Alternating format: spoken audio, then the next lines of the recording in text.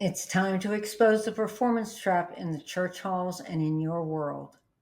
Do you still feel drained even when you're doing all the right things? You may think saying yes to every request is spiritual, but it isn't. There's a difference between human applause and God's approval. Welcome back to Get Real, Get Revelation. I'm Laura G., the Destiny Whisperer, and let's unveil the hidden exhaustion beneath your saintly reputation. Today, we're cutting even deeper into the very core of why so many of us are burning out. I want to reveal the performance trap that's been silently stealing your peace. So let's take a look at a woman that I call Lyra. She is really what I consider to be the invisible saint that's in every single church.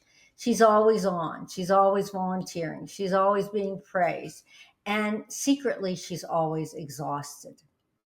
She was addicted to approval and was applauded for all her volunteer efforts until her soul hit a wall. And here's why her story matters, and really, frankly, why your story matters as well. You see, you're not exhausted just because you're busy. You're exhausted because you've unknowingly built your entire sense of worth on being needed.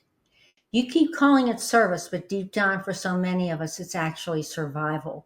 We get very, very used to it. And that's the norm sometimes in church where performance is applauded.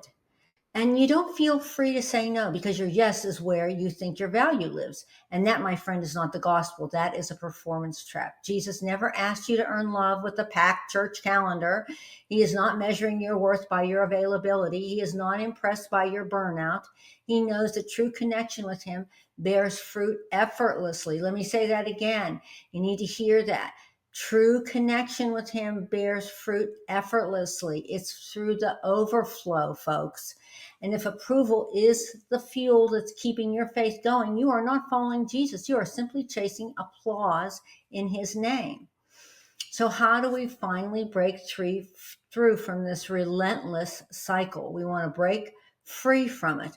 And there are several ways that I want to recommend to you, but I want you to just get a sense of a profoundly simple thing that you can do right now, immediately, something that truly shifts everything. So before you say yes to any request this week, just pause, take a deep breath, and in your heart, ask Holy Spirit. It's a very powerful question.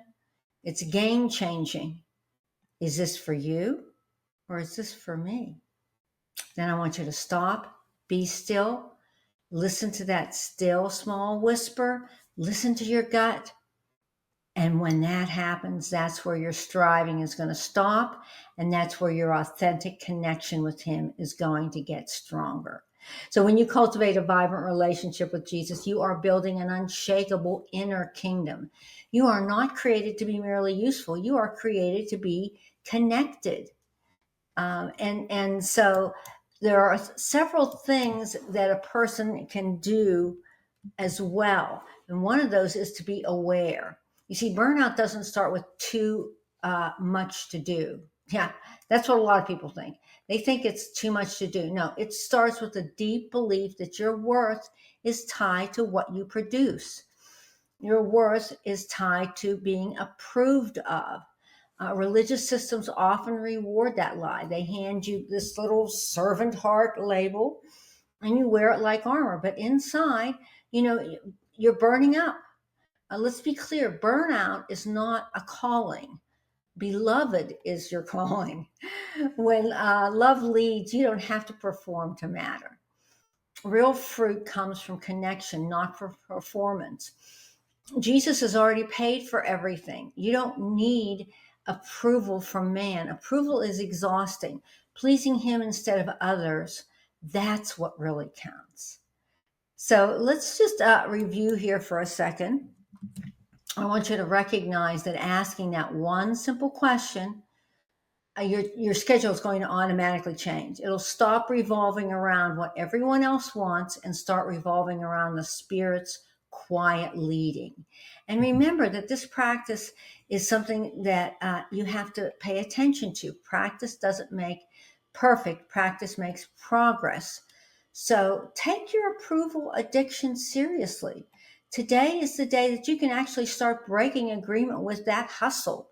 And expect, I'm telling you right now, expect some people to be disappointed.